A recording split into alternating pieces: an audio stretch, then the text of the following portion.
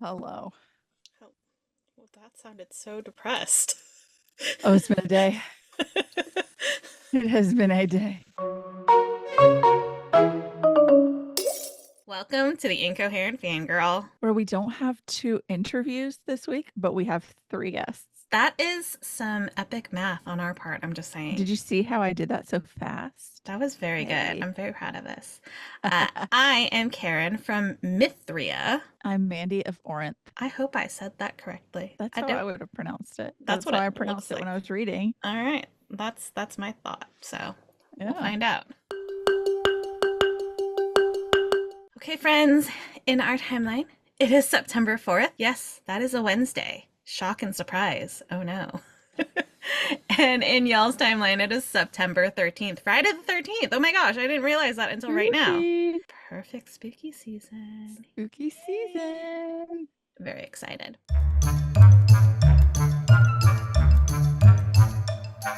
This week in fangirling, what'd you do? It's been a few weeks It's since we've been done so this. so this several weeks in fangirling, eh? Yeah. No, I just did this week. Yeah. So I guess first I did a home improvement project and I only had one nervous breakdown. That's a record. Hey, Proud of I you. know. I have had like doom piles of books and no shelves to put them on. And so this weekend I hung some more shelves. And at first I got the wrong size brackets for no reason. Then I hit metal in the middle of the wall for no reason and broke a drill bit, put lots of holes in the walls that I had to patch and I'm gonna have to paint over. But the shelves are hung and there's Yay. books on them and there's no more doom piles of books. That is exciting, and I'm currently picturing your library and trying to figure out where you put them. On that little I cubby see. wall. I see. Okay. Yeah, they used to be like movie light boxes over there, and now it's shelves. Yay, shelves. I was like Yay! thinking about, I'm like, wait a minute, aren't there shelves on every wall? No, there weren't. Eventually, Eventually. Very cool. eventually, yeah, they'll be going up the ceiling. It's a Oh, sickness. it's okay. Then I finished my Throne of Glass reread. I'm so bereft. I'm sad. I miss the family.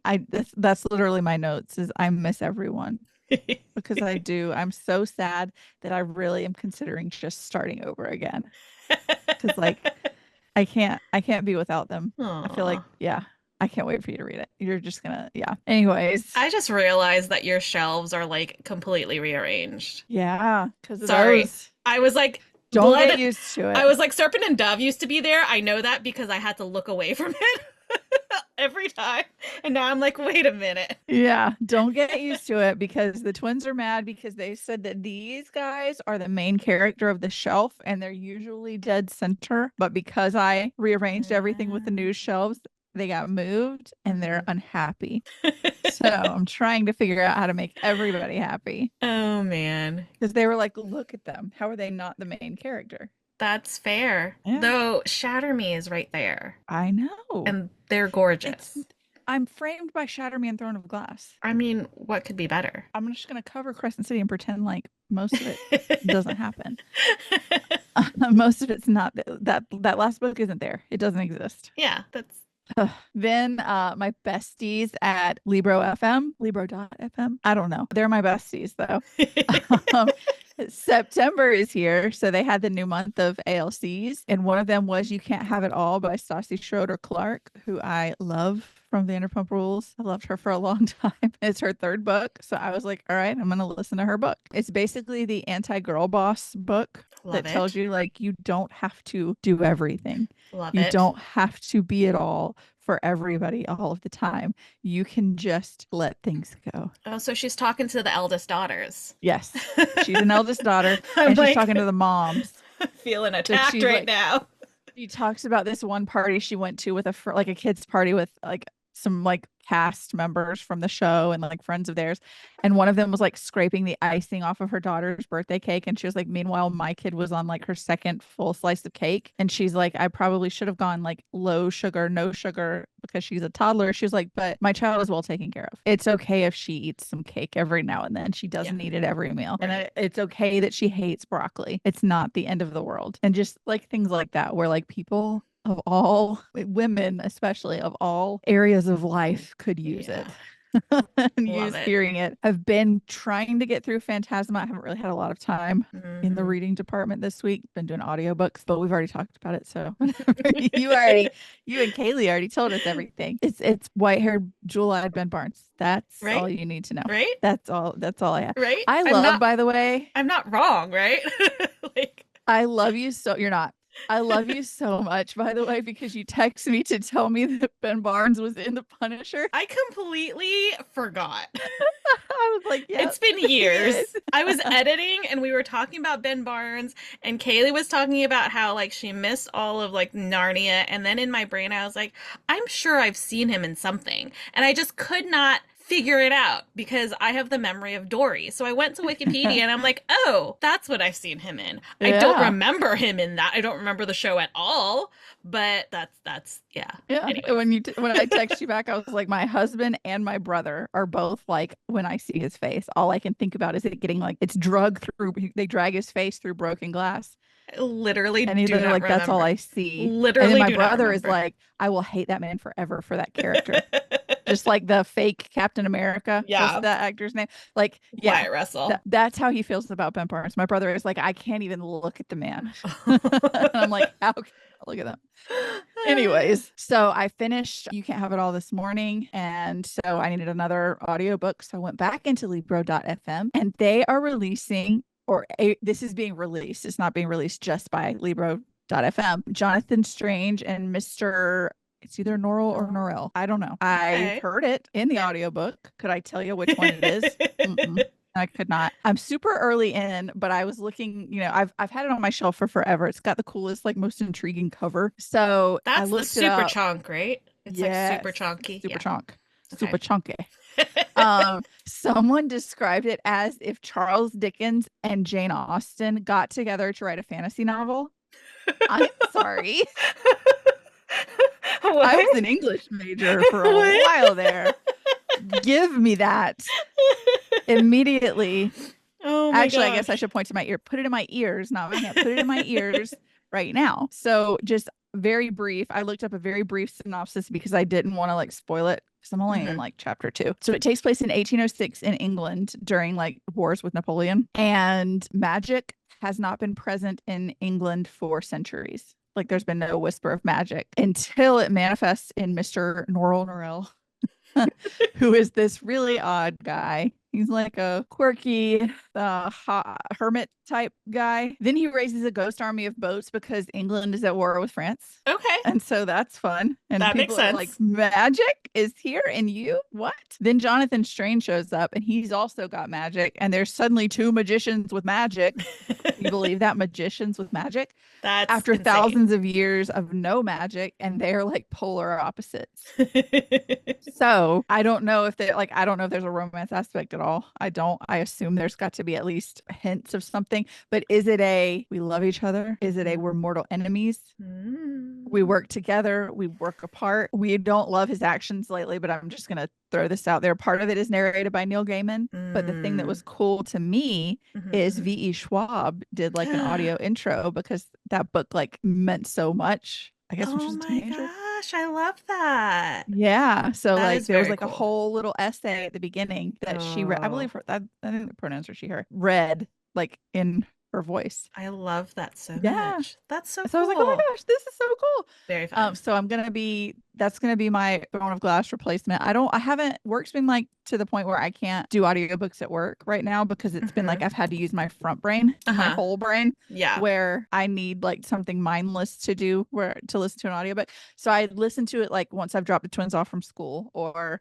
if I'm cooking dinner and nobody's in the kitchen or whatever. Uh-huh. That's my audiobook time. So Makes sense. it's gonna try to replace Throne of Glass. Nothing can replace Throne of Glass.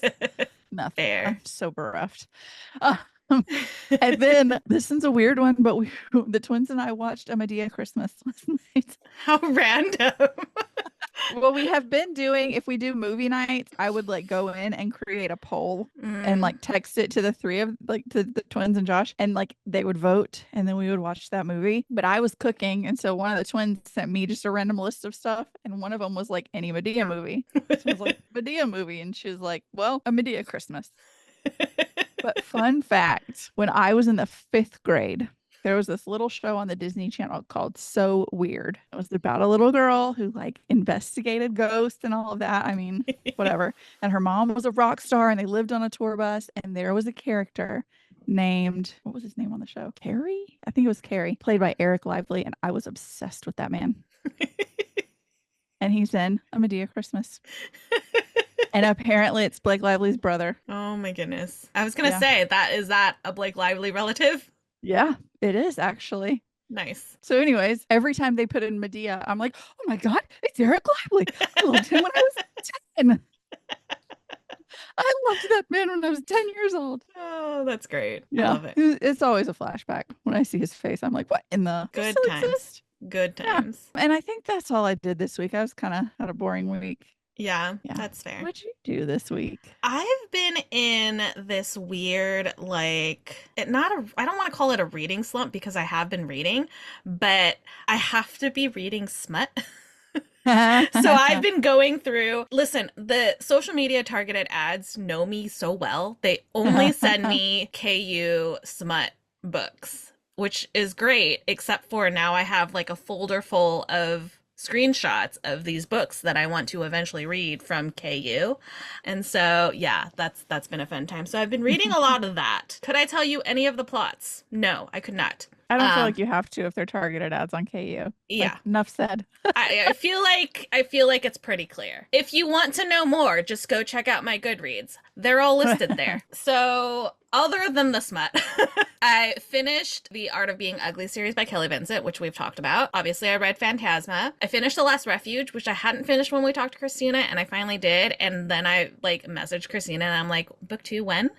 Yeah. My inbox is open. Can I have it?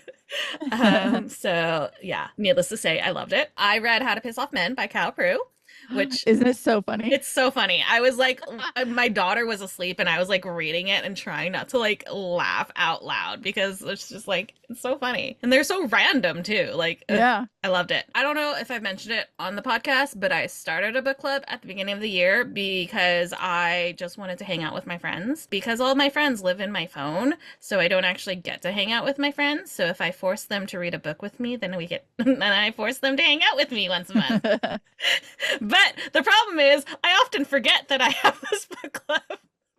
So it's 9 o'clock and then the day of, it's like, oh no. It's 9 p.m. the night before, and I'm like, oh yes, I have to read this book. And unfortunately for me, the book that we read was a Once Upon a Book Club book that I had, so I had to read it with my eyeballs, and I couldn't listen to the audio so that I could get like the right spots. So fun times. But anyways, that's beside the point. We read Raiders of the Lost Heart by Joe Segura. We've got rival archaeologists who are at like this dig site to uncover or hoping to uncover like the greatest archaeological find of the century. I don't know. It's a big deal. Corey, who is our female main character, is an expert on this particular like person they're trying to dig up, whose name is, I don't want to try and pronounce it because I think I'm going to pronounce it wrong. But needless to say, there's this person, and Corey is like an expert on this person, and she also believes, because she has been told by her grandfather that she is like a distant relative, like this is her ancestor. So not only is she an expert on this person, but also she believes that she's related to this person. So it's like a really big deal for her. And so when she's offered this opportunity, she's like, great, I'm so excited. I get to lead this dig to find this person that I'm like, my whole career has been about this person. And then the person's like, actually, you won't be the lead archaeologist. And she's just like, excuse me? Yeah. What do you mean? The expert here. I'm the expert. Turns out the lead archaeologist is her like nemesis from grad school. And his name, I see where this is going. His name, hold on, I had it written down and then it was gone. I didn't have it written down. I had the Goodreads page pulled up, but then I navigated away for reasons unknown. I got it. Okay. So we've got her nemesis, whose name is not listed. Ford, there it is. I'm like, where is it? Okay, so you've got Ford, who she went to graduate school with, and they had like a moment, right? In the library. It was very cute. And then something happens. We don't know what, but the next day, maybe that weekend, she finds him sucking face with another person in their class. And she's like, Oh, I'm sorry. We're together. I'm sorry, what? So, anyways, fast forward, it's like 10 years later, right? And so now she like hates this man, and Yeah. he doesn't exactly hate her, but she thinks that he does. She's convinced that they're like enemies and rivals, and he's just kind of like, nah. Okay. Well, Um, we can fight if you want to. yeah. Attitude. And so he is the lead archaeologist on this dig, and he's calls in reinforcements to bring her onto this dig. They've been digging for like 3 months, and he calls in reinforcements because, uh-oh, we are at a standstill. We're not finding anything. We should probably get the expert in on this. And she's like, grr, this should be mine. But she can't help herself because this is her career. This person has Yeah. been her career for 10 years now. Yeah. And so basically the whole book is them like doing this dig and trying to uncover this person.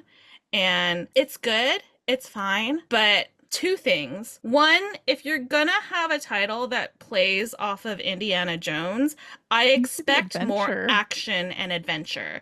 And there isn't that throughout a majority of the book. It's like it's like third act, and then there's like a little bit of action, maybe like a couple chapters, but then that's kind of it. And I would expect like somebody running on a giant cannonball and right, like action adventure. Snakes. And like maybe that's just my personal perception of it, because if you're reading the book, it is pretty on par with what you expect an actual archaeological dig to be like. Yeah. So like it's not wrong. It's just I don't the know. Name the name is it's different. It's a choice. It's a choice. It's a choice. And then the other thing that kind of irritated me was Corey is so I just want to like shake her. Yeah. Because it's like every other chapter she's like, I hate him. I want to bang him. I hate him. I want to bang him. Like, girl, what? Pick a lane. Make up your damn mind. It was pick a lane, my babe.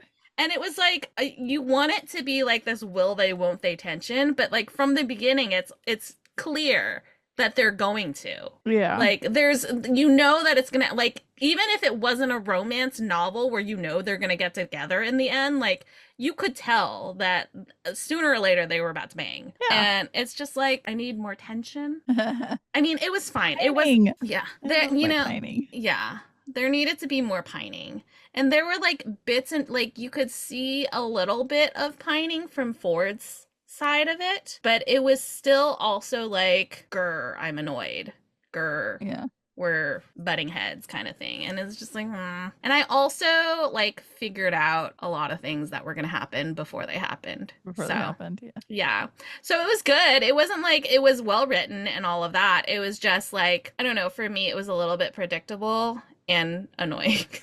Because Corey, just figure it out. But yeah. But it is her debut, so I'm hoping that like, she's learning and growing as an author. Because that's what you do. So I will be reading the next book and we'll see how it goes. I'm excited for that. And that was pretty much all I read. The Claim to Fame finale has aired and I'm very upset about it.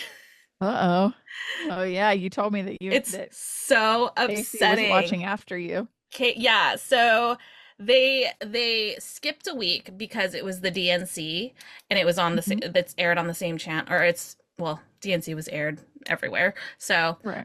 But they skipped a week because of the DNC. So they did a 2-part or 2-hour episode one night, and it was like 2-part season finale. And so I hate to say it, but Adam won.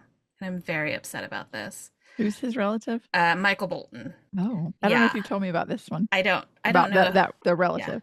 Yeah. I don't, probably not, because the final 4 was Shane, Hud, Mackenzie, and Adam. And Shane was related to, oh my gosh, my brain is shutting down. But yeah, it'll come to me later. Marlon Brando? Yes. That's pretty cool. Yeah. So Shane was related to Marlon Brando. Mackenzie was Trace Adkins, which we talked about. Hud was John Cougar Mellencamp, and then Uh-huh. Adam was Michael Bolton. And it was just Casey and I are convinced that this show is completely rigged and is like because the entire season, Adam had no idea of anything. And somehow in the last episode, he knew exactly who Mackenzie and Hud's relatives were. I don't believe it. I Yeah. don't believe it. Also, as much as I hated the fact that Adam won because that man drove me batshit crazy, I was also really pissed at Hud and Mackenzie because the last challenge, they basically handed it to him. They were so Really? stupid. So stupid. So the last challenge was you had to go through like different sections or whatever, and each part, it was like each part, I think it was seven. So they had a pedestal with seven keyholes, and you had to get a key. And every time you flip the key, it would unveil a part of like a billboard that was about Yeah. each contestant. And so whoever had the least amount revealed at the end would be the winner. So you would think that you're instead of going specifically after one person, you would spread it out between your two competitors so that you can get them out quicker so that Right. yours doesn't get revealed. So Mackenzie's going straight for Hud, and then Hud was originally going for Adam, but then he realized Mackenzie was going for him, so he went for Mackenzie, and Adam's just over here like lollygagging. Like, he doesn't really have to do anything because they're going after each Yeah. other. And then Adam, the craziest part was that like all the past contestants came back to like be a part of each little mini challenge for them to get a key. And everybody was on board. Like, nobody was going to help Adam because that's how irritating he was Yeah. on the show. Nobody liked him. But then he like did something stupid and cracked his head open. And so they had to stop the game. He had to like get wrapped and everything. And he almost wasn't going to be allowed to finish. But then they're like, the bleeding's controlled. You just have to be careful. If anything changes, like, stop everything and we'll come get you. Yeah. And so because of that, everybody was like feeling sorry for him. So they started helping him. And I was just like, guys, just Don't forget our past. and then he had to go to the hospital because obviously it was bad. Yeah. But yeah, I was just like, I hate that he won, but I also don't feel sorry for you guys for losing because you literally handed it to him, Yeah. like just on a platter. Ugh, it was really annoying. Yeah, That is super irritating. it was super irritating. I was not a fan of it at all. So, but yeah, Sorry that for your was. loss. Thanks. I appreciate it. That was pretty much my week or several weeks. Yeah, it's just kind of what's been going on over here.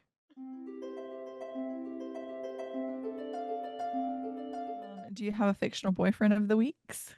It's a Blackwell. I don't know that I have an option to pick anybody but Blackwell from Phantasma, truly. Yeah. Because I mean, just read the book, guys. You'll get it. I'm trying. Trying. Oh, what about you?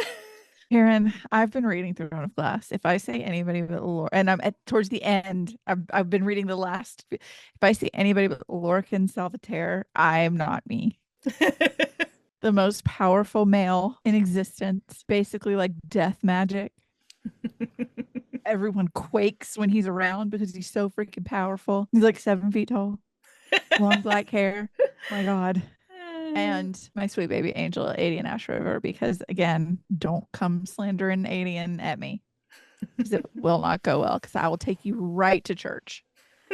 I'll take you to school. I'll take you to church. I'll take you wherever to put you in your place that we do not slander my baby Adian.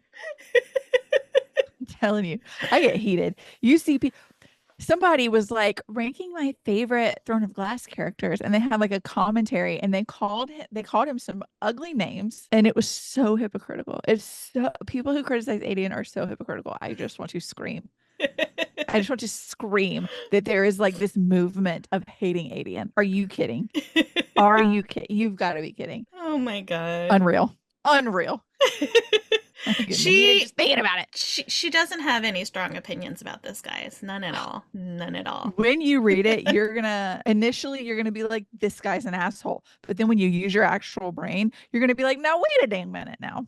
Hold Because on. if you take this That's and you take this and you flip them, I would do the that same thing. that's a problem because I don't have a brain to use. I am gonna need you to lend me the brain I'll cell, okay? explain it to you. Yeah, you can have You the need to brain cell lend that me the day. brain cell.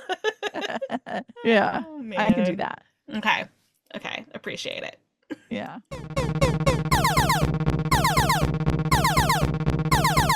That sound means we have an intruder alert. We've got an intruders alert. It's very true. And like it's very exciting. We have Edie Asher. For those of you who don't know, it's the pen name for Emily Waverly, Austin C. McBroca, and Bridget Morrissey. We're here to talk about This Will Be Fun, their debut as a writing group. We're so excited to have y'all here. Well, we're so excited to be here, and you guys crushed it pronouncing all of our names so Yeah. fast. We picked names so it would be easy, but man, you're a young person. Listen, I Look learned down, from last not time. I trying to learned say. from last time. I'm like, I'm gonna get it right now. All right, so you know how it goes. The first thing we ask is, can you give us like an elevator pitch for the book? Yeah, so This Will Be Fun is about a group of friends who saved their magical realm together, and it absolutely ruined their lives. And 10 years later, they haven't spoken, but they are forced to reunite on the road to a royal wedding where they maybe will end up on another quest to save the realm. That is so I succinct. love it because nobody really thinks about like what happened other than like random snippets. What happens to the Avengers like once the world is saved? Yes, Yes. exactly. And so I freaking love like y'all brought some real world into Mithria. Is that how y'all pronounce it? Mithria? Yes. It is. Yes. Okay. So we had what we call here in the South your grandma's stories. So the soap Yes. operas. And we had texting and the wagons for you killed me. I'm sorry. Good. Uber. So good. We really had Who- fun coming up with those. I was gonna say whose idea was that? Was that like a combination of everybody? How did all of these like real world parallels come into the Bridget story? was the soaps. Bridget can talk about her. Yeah, so I grew up watching soap operas, like a huge True Blue soap opera fan. So all of that was very much inspired and influenced by that. Like I used to be on soap opera message boards, pretending I would be like 12 and I was pretending to be my own mom. And I would share my theories about each week or like each episode because it's daily. But I didn't want people to know I was 12. So I'd be like, my 12-year-old daughter thinks that it could be possible that Barbara Ryan is going to kill him. Like I would be I did, like, I my love that wanted so credit, much. but I didn't want to be discredited for my age. So I was catfishing just casually on the message. I board. love the that soap so opera much. message boards. That's amazing. Yeah, so that's where that came from. But a lot of it, like a lot of the other stuff we came up with together, or they would like some Like, I stuff think would you just told us that story of you on the message boards, and we're like, okay, how can we get like Right. a message board into the book because Yes. it's so fun. Like we were talking about our lives, and then we'd be like, I could go in. We'd Yeah. find it. Love That that is so so much. funny. I have to know, as a fellow soap opera child, what was your favorite? so I was the CBS soaps, because there's like CBS, ABC, Yes. NBC. So As the World Turns was my absolute favorite. Like I used to record it on the VCR when I would go to school and come home and watch the tapes. But I was so deep into it that I started to watch I watched all of them. I watched Young and the Restless, Bold and the Beautiful. I watched All My Children. Like I never watched the NBC soaps. So I should say I did not watch all of them, but I watched like the CBS and ABC soaps. What about you? What did you watch? All My Children was my fave. It was Yes. so ridiculous, and I loved it so much. Yeah. I was a incredible. Bold and the Beautiful kid. And then like Really? my Yes. yeah, and then my mother-in-law, she was a Young and the Restless person, so much so that like even to this day, if my nieces or nephews see a photo of the guy who plays Victor, they're Yeah. like, old Victor, he's up Yeah. to something. That's what He she would still say, looks "Old amazing Victor." too. He looks the He same. does. I mean, he doesn't Um, age. I don't know what is Yeah. in his water. Like, well, it's more like, how was he ever a kid? Because he's been Victor Newman for like 40 years. Like, he couldn't have This ever is been like just a true. child, you know? That's Oh that's my fair. gosh. Yeah. I love Yeah. that. Yeah. Okay, Okay. so- Wagons for you though. Like That was what do you have to say. Yeah. We kind of pushed each other, Yeah. pushed each other in each chapter to come up with something. Say how can we slip a little bit of contemporary world in here, and it kind of became a running piece of the world. We are very inspired by Shrek. Yeah. And like Yeah. naturally. And like the part where they go and he gets like, what is it called? What is the little amusement park vibe called when you go, you get the little show from Yeah. The more Yeah. the more this Shrek series leaned into that, the funnier it was, such that there was like an American Idol takeoff. There was like Yeah. Yeah. the mirror is like it's presenting The Bachelor, like yeah. The Bachelor, like all of these details. And as the series went on, they did more and more of this. And so we were like, let's put that directly into an adult version. Yeah. It's so funny because like until you said Shrek, I didn't put it together, but now that you've Yeah. said it, I'm like the vibes. The Oh my vibes are God. there. Like That's what we were trying to do it's here. there.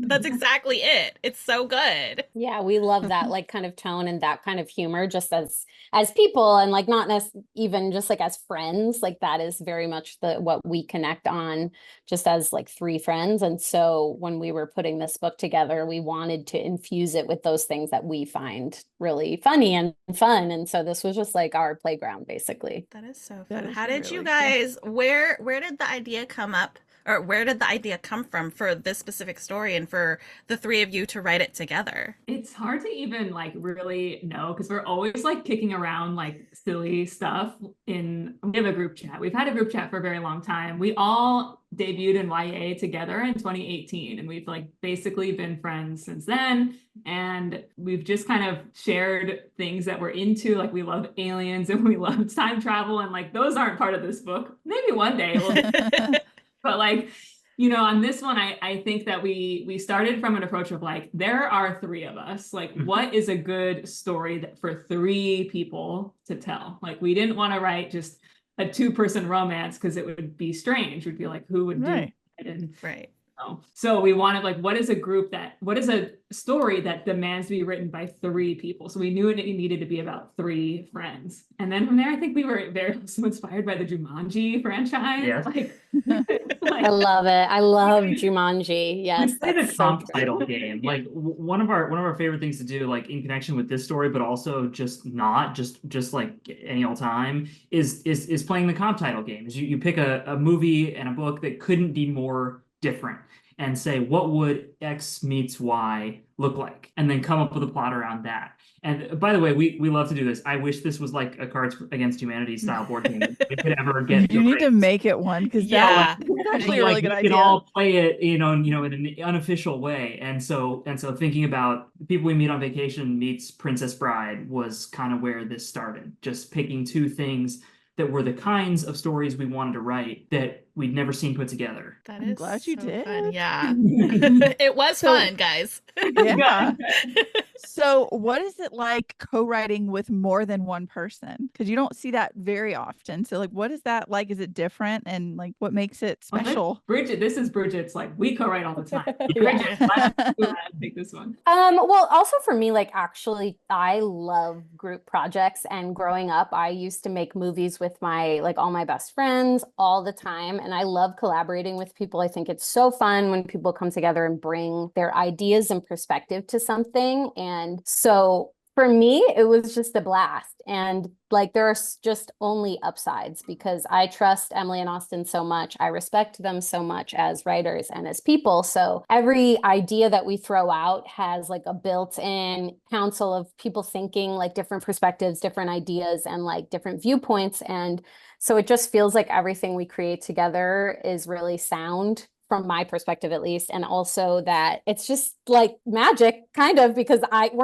each of us is not writing the whole book. So the book grows without any like direct work, Like overnight. oh my God, there's There it more is. words, so that part is obviously amazing after writing many books alone, that like a book could just sort of sprout Appear. overnight. Yeah. That's so great. I didn't even think about that aspect of it, like how quickly it could come about. Like how fast did you guys write this book? Fast. It was fast. I mean, we take a long time outlining it because Yeah. to write a book with three people, it's like we really want to have a set idea of like what every scene is going to be, and we break the whole story all together. And that like we get on a FaceTime every weekend, and it's like a 2-hour call, and we get into like what the next scene is going to look like. So that takes a long time because it takes however many weeks to get through the entire book. But then when we are actually drafting it, it's just like scary how fast it comes together. Like, Yeah, because we're so prepared. And again, like I was saying, Right. like, you just have that built-in editors and, your co-authors too. So it's like, there's so many eyes on it to be like, wait, hold on, that doesn't make sense. Or to also be like, wait, that's amazing. We need to like do more of that and like run with something. So it's just, yeah, it's fun, as the title suggests. Very fun. So where did the name E.B. Asher come from? That came from us. First of all, as we mentioned, our names are long and they're prone to being misspelled, all three of us. So we knew if we used our real names, it would take up over half of the cover. Like it would just be like the cover would be our names. And so we wanted something short, succinct, and also at the front of the alphabet, because we're all like mid to back of the alphabet people. Right. So Hold on first. it just kind of like came to me. I was like, what about E.B. Asher? Because E.B., Emily, Bridget, and then Asher A. Austin. And Asher itself doesn't have any significance other than you know how to spell it, you know what it's, you know how to say Yeah. it, So As somebody who is perpetually at the end of the alphabet, I can appreciate this Yeah, very know? much. we go into the bookstore, we're like, that front shelf, we're gonna be on that front shelf. The front shelf. You don't have to is go high. around the back of the shelf, Yeah, you don't like have to- looking at us, Perfect. squatting down on the ground, like We are What? front and center. Yeah. And Emily and Austin, they sometimes you don't know if they're going to do which last name. Oh yeah. yeah, it's Emily like 80% of the time. Yeah, it's kind you of never confusing. know. Like And there was some concern, like when we went out to publishers with this, we were like, we just went out and we didn't like have the pen name, but we were very open. We were like, we are willing to do a pen name. And when we got this offer from Avon, they were like, so there's some concern that like it's gonna look like an anthology, like if Yeah, we have right. everybody's names. yeah, on it. you're right. It will look like Yeah. that. Like, That's a good Imagine a point, too. poor audiobook narrator. oh, Trying to, they have to take a breath in the middle of the names, like, and Literally. I've lost my question again, Mandy. Oh my God. This happened to me last week. I'm really killing it right now, guys. I was like, So I had it. It's gone. I take it none of you are pantsers then.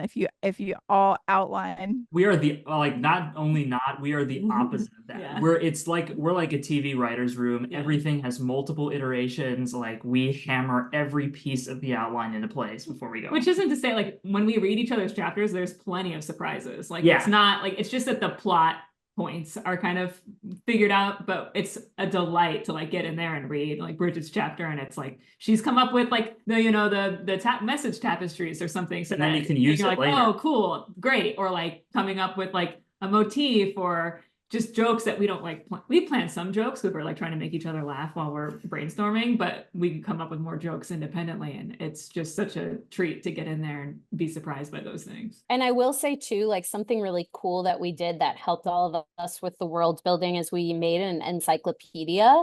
So like as we would go, and if somebody invented something that we hadn't like previously vetted, like you drop it in the encyclopedia under people or places, and it's like, okay, now we all know when you reference the Nightbiter plague or whatever it is, like now, okay, this is what it is. So it was kind of like our own little like guidebook too to work off of. So yeah, definitely so everything smart. is, if things are not as planned, we still like provide the information for each other so that we can all know what's going on. That That is- probably is really fun though, to like open it up It and be like, is. I would never have worded it this way. Yeah. Yeah, it's so fun. I love this idea of the encyclopedia. Like, I never would have thought to have like something in one spot where you can all just reference Like it. your It's- show Bible, but yeah. It's all of our first time writing fantasy, and so I think that like part of it is fear that we're gonna like screw something up, and so we're like, we better actually write this stuff down in case somebody like, looks on it. And I hand drew a map for all of us, like based on like where we had explained where everything is. It's like just, and I'm visual in that way. I love maps. I like to like, I like to see things and orient myself in like the space in that way. So yeah, I think it was for all of us a guide as much as it was like something fun to do. That is so fun. that is so cool. So you talked about it a little bit, like your writing process. Do you guys have like how did that go? Like, do you have like a shared document that you all go in every few days, or what is that like? Yeah, we have a We do. Google Doc, and we have like an outline Google Doc, and that is like what is up when we're like doing our calls and breaking the story. And then we also have a document for the manuscript. And then like as chapters go in, it's really fun because you go read the chapters like before what you're writing, and you can like leave comments on like edits or like just things that you love. And it's like a little treat every time you get that little email notification that's like you've gotten a comment in the doc or whatever, and you know that like and it's so helpful too, because like sometimes you get into a spot and like somebody else comes up with the way to like solve a problem. And so it's just a nice comment there that's like, what if it said this instead? And you're like, That's This brilliant. just yeah. solved my issue. Yeah, literally. Did you guys have to take like shifts so that you wouldn't like overwrite each other, or like how does like timing of writing work, or did you write separately and then paste it into You write the Google Doc? chapters separately and then dump them in one by one. Gotcha. Yeah, so it's like we kind of each had a character that we're in charge of. Like I wrote Elwyn, so it's like I'm dropping the Elwyn chapters in, but then all three of us are in there reading through it and just like making sure that it all aligns, or saying, hey, like this chapter actually needs to start here, or whatever, like little just nitpicky things, because you just kind of are the keeper of your character. And you're going, this isn't what she's wearing actually, because in my scene I say she's wearing this or whatever. Just like little things like that. sometimes when you're like writing at the same time, like you might end a chapter, like Bridget said, not in the place that the other chapter picked up, and you're not like really thinking about where the other chapter is going to pick up. You're thinking about your chapter, and so you'll get that if somebody pasted in ahead of you, you read it and you're like, okay, I could either change mine, or if that makes my ending weird and weak, I can ask and be like, hey, can you just add like one sentence to just explain how we got from point A to B, because this is where we're going to end this chapter, you know? So it was a constant collaboration of like back and forth, and it's very iterative. And by the time we get to the end, like we have all edited every chapter several times. Multiple times, and we're just constant communication. Like when we're working on the book, we're talking about the book constantly, like even beyond the weekly FaceTimes. It's just questions come up or stray thoughts. Like we're always just firing off like just a comment or just like anything that has come to one of our minds into the group chat. Did that make revisions a lot easier, since you had already gone through it so many times, editing as you go? We had a really fantastic editor, like truly so smart, to the point where she would say things like she assumed that we were all like on that level, and we'd be like, yeah, that's what We meant to do that. for sure. Of course, absolutely. We're picking up I'm on glad you that. caught that. Yeah. So that was really cool for us all to like be like, okay, she really like gets this book, and we want to make sure that we rise to this level even more. I would say we had a really fast edits turnaround, but because of us, we were able to do it. It's all easier, you know? Yeah. You can kind of offer ideas and pitch in the same way. Yeah, and things in like the editorial process that when you receive an edit letter alone, sometimes you can get stuck on something or just like not know how you're going to address a note. And again, it's like having the built-in counsel. It's just somebody else can see the solution faster or help you make peace with it or whatever it may be. Like it just, everything moves at such a different pace. That's so cool. Okay, I want to know, like, if you could give aspiring authors one piece of advice, like for writing, obviously, what would each of you say? You guys want to start? Yeah, No pressure. ours is always is to actually finish projects. It's very like there's like a couple of pieces of advice that are nested in that, and one is that you will learn a great deal and you will produce a finished manuscript when you actually finish stuff. But the other is not to get discouraged if the project feels a little bit less magical and a little bit less exhilarative and feels a little bit more like work. Everybody experiences that. And it's easy to feel like if it's not this like incredible, zealous creative experience anymore, because you're like, 50,000 words in and you're in the middle, that doesn't mean it sucks. It just means you're at the work part and you need to push through. Yeah. And when it comes to collaboration, if like you're thinking of co-writing or writing a book with two of your friends, like I would say, make sure that you pick people that you have such a foundation of trust with that you, one, can like say no to them, because you're going to say no to ideas. That is part of writing. And you have to feel like when you say no, or when someone says no to you, you're not going to get your feelings hurt, and that friendship is not going to be impacted. And that like when you finish the work, you can kind of just go back to your friendship, and it's not like, oh, I'm so mad about that idea that didn't get approved. You like, there's none of that here. We're never like simmering in the background. And also you have to trust that they are somebody who will deliver on time. And that's like, we knew Bridget for years, and like we'd seen her work, we read her books, we love her books, but we've also like just talked to her and know that like she is not someone who is like fastidious in the same way as she is fastidious, but she's like not someone who's just like, you know, blowing off important deadlines and stuff. Right. Like we all kind of had a similar way of approaching this. Yeah, that's so true. I think my piece of advice would be, I know a lot of writers really fear critique or fear feedback. And I would say that, or they fear like if you receive it, that you have to do every single thing that's told to you, or that, you know, and sort of like Emily's saying, don't take it personally if you're working with someone or like from an editor. But what I would say is something that's really beautiful about feedback is that when you disagree with a note you get, it actually helps you sharpen your own perspective. So that's valid too. Like you need that conversation to know your own feelings sometimes about your work. And then on the other side of it, sometimes someone else can open your eyes to something that you never would have thought of, or see it in a way that hadn't occurred to you. So I just know that like the farther I've gotten into the process, the more I really rely on that, because I am only me. But then sometimes it's like, wait, actually, I know you asking me this question has made me even more sure that I want to do it the way I originally intended. So there's value in critique, whether you agree or disagree with it. So don't fear it, I think is my piece of advice. That's good advice. Well, excellent I'm advice. taking all of that, I storing know. it. Okay, we don't want to keep you too long, but we do have a couple questions that we ask all of our guests. Emily and Austin, you've heard this before, but one of our segments on the podcast we call Fictional Boyfriend of the Week, where we pick a fictional character that we really loved that week. It doesn't have to be a boyfriend. I've had a fictional granny. We've had fictional pets. So just any fictional character that you're really vibing with. Do you guys have anybody that you think everybody should meet? Yes, fictional pet. We just started playing Star Wars Outlaws. Oh yeah. Little alien cat. Oh. He's great. Nick. Yep. Sorry for the punt answer.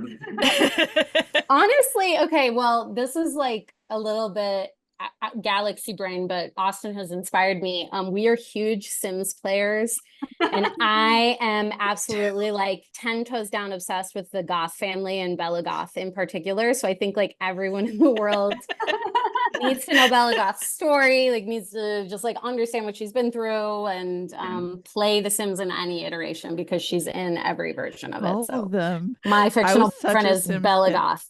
I love it. I literally during COVID bought a laptop just for The Sims because I was like, Yes. my current one's not gonna do. No, I what can't I stand need it. it to. It's heating up. It's like lighting We do on the same. fire. Yeah. We're big We're Simmers. huge Sims fans. Austin, like, I don't he actually play, respects but it so I'm the much. biggest vicarious fan of everything about Sims because I listen to these two. Yeah. Yeah. Like See, very I hard. just want like I don't ever actually really get into the family. I just want to build the house and decorate. Okay, And yeah. that's fair. Well, build Bella a beautiful oasis. I love it.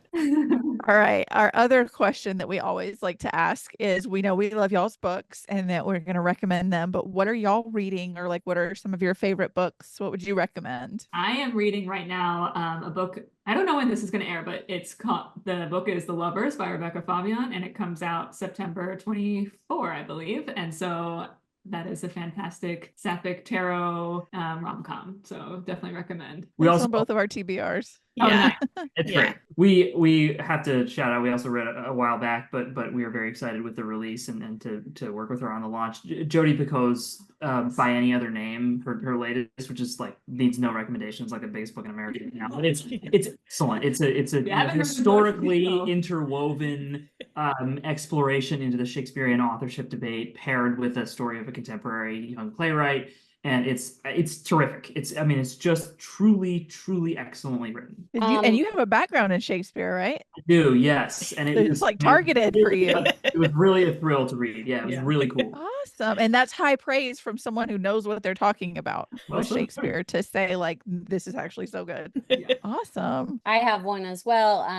This is YA. I just read it. It comes out next year, actually, I think. So just be ready. It's called Nav's Foolproof Guide to Falling in Love by Jessica Lewis. And it's just like the sweetest sapphic love story. It's so funny and heartwarming and like hilarious. The voice in it is so great. I love when I pick up a book and the voice just jumps out at you from page and that was my experience reading it. I just was lucky enough to read it super early, so definitely have that one on your YA lists. I love that.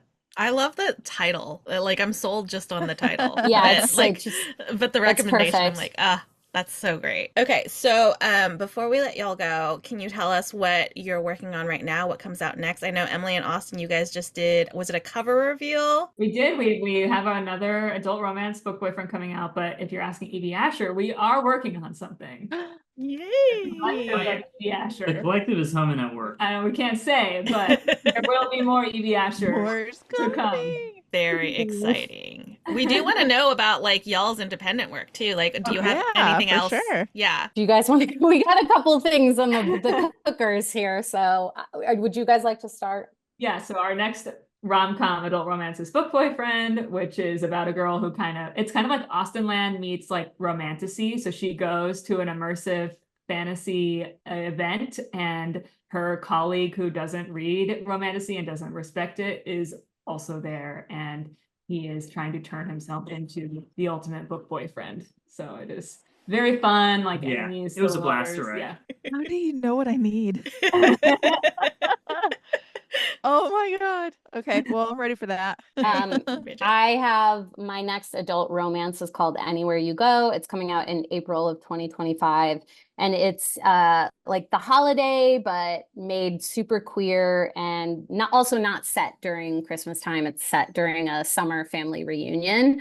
But just sort of the energy of the holiday, the house swap element, and then just some of the like familial dynamics of like who each woman's love interest is definitely mirrored by that, but just full of a lot of shenanigans, really. And that's for April. And then in the fall, I have a YA romance that's a witchy sapphic YA romance called Everything She Does Is Magic. And that is about a witch and a mortal coming together to not fall in love, and help each other out during this little cute, cozy witchy town's Halloween festivities. Oh my I'm obsessed. I gosh. can't I wait want all of it. for I everything. can't wait. Yeah. So, this is the important part of the interview where I let y'all know that now that you have been on the podcast, you're actually legally obligated to come back for all future book releases as E.B. Asher and individually. Yes. Yeah. See, y'all did it. Yeah.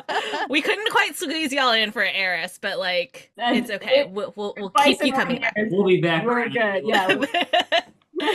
Oh my gosh, thank y'all so much. It was so much fun.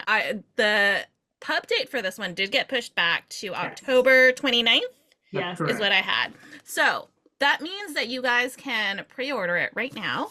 This will be fun. Look at like this cover. It's the funnest cover. It's so fun. It's the most perfect. fun. Go pre-order it now, anywhere you get your books, and then you'll have a present for yourself in October. Thank you guys so much for being Thank you here. guys so It was much. so much This fun. has been so much fun. We can't wait for the next time. Yay, this was a blast. Thank you for having us. Yeah, We'll talk to you absolutely. guys We'll talk to you soon. soon. Bye. Bye. Oh, I love them all. So much fun. So much fun. I know. Emily and Austin are always such a good time. And then I loved meeting Bridget. Oh my gosh, yeah. They're so fun. I love like their energy together is like you can tell that they really respect and care about each other. Yeah. And it's just like I love that. I love that for them. I love that for us. Like I liked what Emily was saying about like they trust each other to be able to say like no or No. like I don't agree, with knowing that their friendship is not going to suffer for it. Yeah, absolutely. We do that too. Yeah, I was gonna say, yeah, we do. You tell me no all the time. You're like, can we work entirely through the break? And I'm like, absolutely not. What do you think about this? No, Karin, we're taking a No. break. You're gonna be thankful for this break when you take It happens. It happens a lot. And Mandy tells me no a lot because I am an A eldest daughter. workaholic. I'm a workaholic. I am I'm an too. eldest daughter and I'm a parent. I want to do all the things. And it turns out I can't actually do that. I have a book for you. Shocking. It's called You Can't Have It All by Stacy Schroeder Clark. Full circle. Look at us. Look at what we've done. Oh my gosh, that was so much fun. Yeah. We told you it would be fun, guys. Uh-huh. It's So in the did title. book title. It's in the title. Okay. And I think it's now announcements? for announcements. We have something super exciting, you guys. I'm gonna die, and I don't have either of the books in front of me. It's okay. But one of I them, have I'm gonna freaking die. Okay, so I know that we just did 2 double headers and we have had 3 authors on this episode, but we're doing another double header next week. And Tell them why. Tell the people why. Because I did not think this would happen. That I said it would happen, but I didn't think it would happen. Yeah. We really want to piss off men. We really want to piss off men, guys, okay? Because listen, we manifested this like so long ago. Like so long ago. Because we have Cal Prue and Dominic Lim coming to the podcast next week. And let me tell you exactly what happened. Mandy said we should try and get Cal Prue to come on the podcast. And I said, hey, they come out on the same day. Wouldn't it be funny if we had Dominic Lim back on the podcast for Karaoke Queen on the same episode as Cal Prue? Because we'll have Kyle telling us how to piss off men, and then we'll have a freaking drag queen to really piss off men. And guess what we did, guys? Guess what we did? We did it. I cannot believe my life. What is life? I've been jotting down some of my zingers for how to piss off men, but when I encounter some men in the world, my God, I'm like, I got this. Let me write this. Let me jot this down in the notes app. This is gonna be Kyle so Prue's exciting. gonna love this. I'm so freaking excited. I know. So excited. It's gonna be so much fun. You guys. Okay, so next week, Cal Prue and Dominic Lim. It's gonna be so much fun. Just prepare, because we're gonna piss off a lot of fucking men, and it's gonna be great. It's gonna be amazing. If you're a fragile man, don't listen next week. Fragile men are definitely not. We don't want listening you to to our listen to podcast. us. We don't want you to listen to us anyways. If you're fragile. The fragile men are not listening to our podcast. Trust. Yeah. All right, I think it's time for a spiel. Yay! Yeah. All right, friends, if you enjoyed this episode, please like, follow, and subscribe wherever you are listening to us. You can always follow us on social media. We are at The Incoherent Fangirl on all the things. And then you can head over and visit our website, theincoherentfangirl.com, which hosts all of our episodes as well as our blog. I'm still really upset that they changed the way our blog works.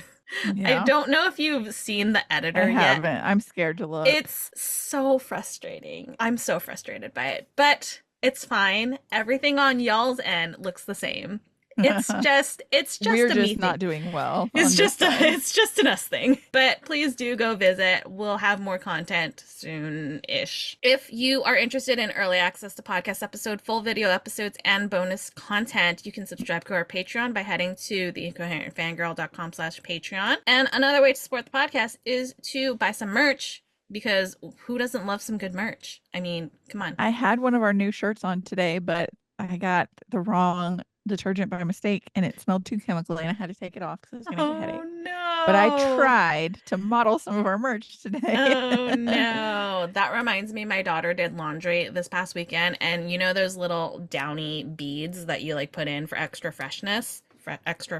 She accidentally dumped a whole bottle. Not like the whole bottle, but like did that. It was like there was like this much left in the bottle, and I was like, no, this is too much even for me. I started like scooping stuff out. Did that, but my sister didn't notice, and it was when my nephew was a little like newborn. Oh no! And I was holding him, and I was like choking because it was so strong, and I was like, "What happened?" And she was like, she thought she was helping. Oh. She dumped like half the bottle in there, and I didn't know. Ugh. And she was like, "So we're just trying to cycle the clothes out." I was like, "Baby's gonna choke." It's like, and like even just a little bit of that stuff is too strong. So like to put extra was okay. But one of my favorite hacks with those is to put them in the little muslin bags. And then I put them like in my drawers, because if you like let clothes sit for so long, they kind of just don't smell like anything. Yeah. So I put them in the drawer so they can like keep things fresh. But yeah, I don't want to use a half a bottle in mine. No. Yeah. Oh, and put them in under your trash bag in your trash can. Oh yeah. And in your vacuum cleaner when you're not like vacuuming. Keep them in there. Oh. When you vacuum, it'll Okay. smell out in the air. Look at that. Life hacks over here. Susie homemaker. This was about our merch store. I swear it was. Yeah. Anyways, you can shop at theincoherentfangirl.com/shop. Lots of cute things designed by Miss Mandy over here. And if you have any comments, questions, concerns, suggestions, design ideas, you want to tell us that we're pretty, we will accept all of that in our inbox, theincoherentfangirl@gmail.com. We love hearing from y'all. And one last way to support the podcast, and it's totally free, is to rate and review on whatever platform you're listening to us on. Please give us your Give us your words. words. You We know love how we words. love words. We don't give us words. numbers unless it's 5 stars. Yes. And even that's not numbers, that's stars. True. It's different. It's Well, different. just 5 of them. But it's different though. It's not numbers. Different. It's different. Not numbery. Exactly. Lots of words, please. She is at Mandy Perv on all the things. She's at Ms. Made in China on all the things. And once you've followed us on social media and you followed the podcast on social media, you can head over and visit our internet besties because they're the best besties. We love them. We love them very much. You're going to head over to herecomesthenerd.com, use code fangirl, and you'll get 20% off your first order. Then you're going to head over to onceuponabookclub.com, get some bookish goodies to go with your art and pin. We have 2 codes that you can choose from. We love you no matter which one you choose. You cannot stack them, but you get 10% off either way. So you use either code Karin10 or Mandy10 for 10% off. And just remember, you got to spell Karin right or you're going to get no percent off, and we're going to talk shit about you on the internet. That's true, we will. We're usually pretty nice, but not where that's concerned. Unless you're Karin. Oh my God. I have never in my life heard it pronounced Karin. See, that's what we call my grandmother's best friend is Karin. I have had my name mispronounced my entire life. And it's never been Karin. And now somebody wants to come Karin? out. Karin, Is that what they say? Karina. Mm. It's so many. Gotcha. So many different things. Kareen. Yeah. But then somebody comes on the internet and they're very adamantly like, it's not Karen, it's Karin. And I'm like, but it's not. Not for me. Not for me. The existential crisis that I had. Like, truly, I was like, I'm sorry, what? What do you mean? What do you mean? Am I pronouncing my name wrong? I gotta ask my mom. I'm like, listen, you can pronounce your name however you pronounce it, and everybody should respect that. But please, I beg of you, don't go on the internet and say that it should be pronounced this way, because and other people are gonna think that's correct all around, and it's not. It's not. Be nice. Oh my gosh, the crisis that I had. Truly. Okay. Anyways, we're moving on. You can drown your tears in the pages of an Amber D. Lewis book. Please do, because, well, you know what? You'll cry. There will be tears. There will be tears. Because Amber loves to hurt us. She's mean. It's the only, we love her, but she does love to hurt us. So head over to amberdlewis.com. You're going to add 10 of everything to your cart. Use code fangirl10 to get 10% off the 10 of everything. And we've now saved you money. Hey. See how confidently I said that? I love it. Look at me go. I love it. Then you're going to go support the show husband and all of his endeavors. So you're going to go like Searchers Believe on everything and the Paranormal Mind on everything. And you're going to go subscribe to Beacon TV. So you're going to go to streambeacontv.com and subscribe for our new streaming platform that has true crime, horror, and paranormal content. I've been throwing them some show ideas that I hope we'll get to. They do have a show that is basically ghost hunting meets The Office. That is hilarious. It's called Para with a Normal. An episode of Searchers just came out last week. So good stuff. And if you use code fangirl10 at streambeacontv.com, you get 10% off. And if you go to searchersbelieve.com/shop, you can use code fangirl10 there to get 10% off of merch. Also designed by yours truly. Mm-hmm. She's out here designing for everybody. Yep. I just get that iPad out every now and then and It's go a good crazy. time. It's a good time. And I believe that is Oh my gosh, the we are Incoherent done. Fangirl. Thanks for listening, Thank y'all. We you. love you. Love you. Bye. Bye. We are sponsored by our friends at Here Comes the Nerd. Pins, stickers, magnets, and more. Here Comes the Nerd has happy art for all fandom-loving hearts. New customers can use coupon code FANGIRL during checkout for 20% off their first order at herecomesthenerd.com. Coupon applies to ready-to-ship items only.